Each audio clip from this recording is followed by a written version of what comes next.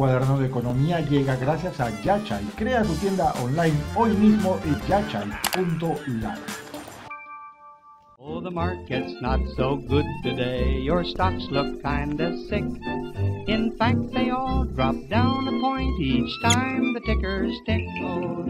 Hola, ya hemos hablado mucho de los programas de gobierno, ya hemos hablado mucho de las dimensiones económicas al interior de estos programas o planes de gobierno.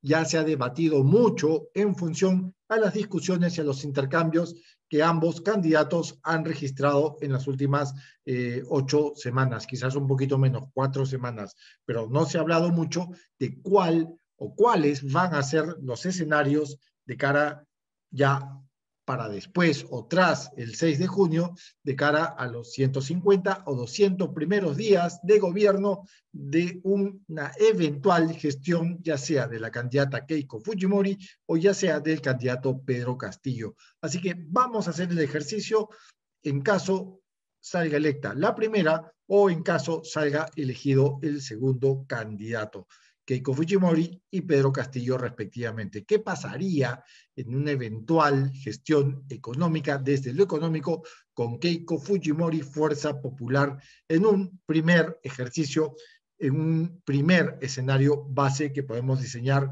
desde la economía? Bien, en primer lugar se trataría de una gestión facilista, de una gestión pues de corto plazo, de una gestión antitécnica, evidentemente, y eso nos lleva a pensar que el gasto no va a ser de una manera recurrente y que más bien se va a ver ante la andanada de bonos prometidos, bonos de todo tipo, bonos de toda clase. Bien, ante esa andanada de bonos va a haber, por un lado, una obligación de endeudarse porque hay o existe una premura técnica, pero por otro lado va a existir también una premura política. Eso sí, claro que sí. ¿Por qué?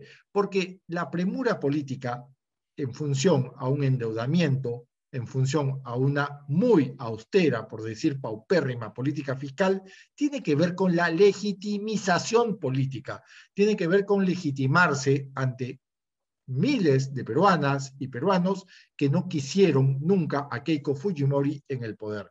Tiene que ver con legitimarse con miles de peruanas y peruanos que le dan una confianza a Keiko Fujimori y ella sabe perfectamente de que esta confianza, de que una eventual presidencia de ninguna manera es un premio, más bien va a ser un castigo para ella. Bien, no va a haber mayor uso de herramientas de gestión pública, herramientas de gestión presupuestaria. En un escenario base económico de Fuerza Popular se va a convocar a la misma clase empresarial de siempre, a la misma horquilla de inversión privada, aquella mercantilista, aquella banca oligopólica de toda la vida, aquella minería contaminante de toda la vida, aquella gran empresa monopolística de toda la vida, aquella agroindustria privilegiada de toda la vida. Y en cambio, no se va a convocar a una clase empresarial más bien progresista. Y vamos a continuar, lo dicho, con una clase empresarial anti-derechos laborales, anti-derechos o antiformalidad y anti, evidentemente, comunidades campesinas y anticomunidades nativas. Aquí, en este caso, en este ejercicio, en este primer escenario, se va a tratar de acelerar una demanda, ¿no?, estimulada, lo dicho, no solamente por dimensiones antitécnicas desde la política fiscal y desde las finanzas públicas, sino estimulada por buscar aquella legitimidad política que la candidata tiene, bueno, tiene que buscar y tiene que encontrar. El consumo no va a ser orgánico, la demanda agregada no va a tener un crecimiento orgánico, va a estar basada en dádivas. Vale decir, en este primer escenario, vamos a regresar al año 1992, ¿verdad?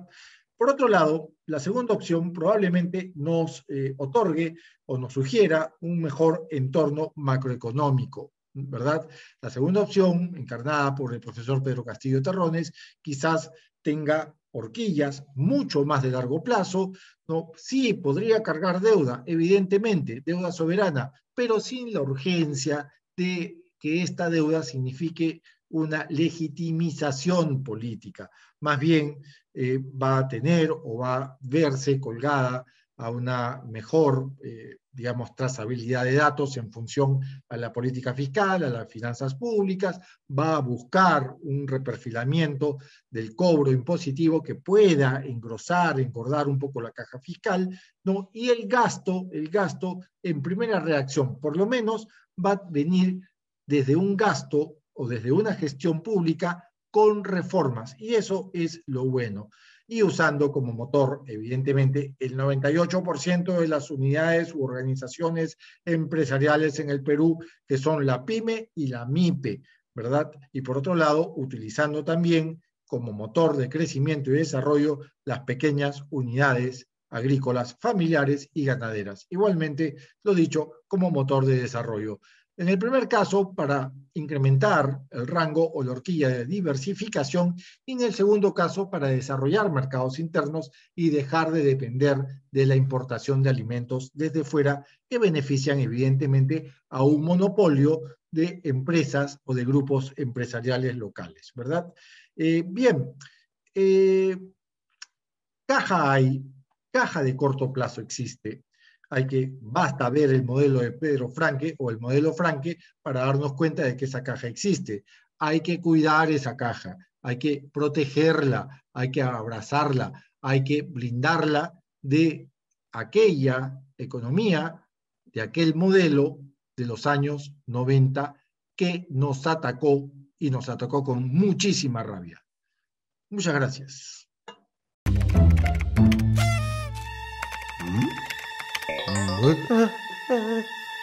Tranqui, Pepe Lucas, para esto está Yachai. Compra tu dominio hosting en yachai.lat y abre tu tienda al mundo. Yachai.lat, tu tienda online hoy.